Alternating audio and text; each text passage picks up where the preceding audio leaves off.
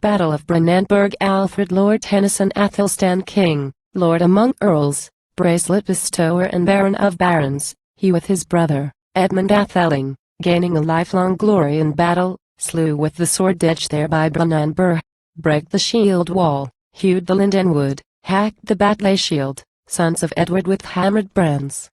Theirs was a greatness got from their grandsires theirs that so often in strife with their enemies struck for their hoards and their hearths and their homes. Bowed the spoiler, bent the squatsman, fell the ship crews doomed to the death. All the field with blood of the fighters flowed, from when first the great sun-star of morning-tide, lamp of the Lord God Lord everlasting, glowed over earth till the glorious creature sank to his setting. There lay many a man marred by the javelin, men of the Northland shot over shield. There was the squatsman weary of war. We West Saxons, long as the daylight lasted, in companies troubled the track of the host that we hated. Grimly with swords that were sharp from the grindstone fiercely we hacked at the flyers before us. Mighty the Mercian, hard was his hand-play, sparing not any of those that with unloof, warriors over the weltering waters borne in the bark's bosom, drew to this island, doomed to the death. 5 young kings put asleep by the sword stroke, 7 strong earls of the army of Amleth fell on the war field, numberless numbers, shipmen and squatsmen. Then the Norse leader, dire was his need of it, few were his following, fled to his warship. Fleeted his vessel to sea with the king in it, saving his life on the foul flood. Also the crafty one, Constantinus, crept to his north again, hoar-headed hero.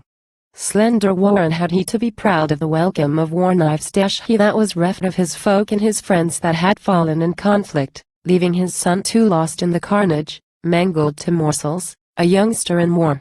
Slender reason had he to be glad of the clash of the war-glade traitor and trickster and spurner of treaties he nor had Anlif with armies so broken a reason for bragging that they had the better in perils of battle and places of slaughter the struggle of standards, the rush of the javelins, the crash of the charges, the wielding of weapons the play that they played with the children of Edward.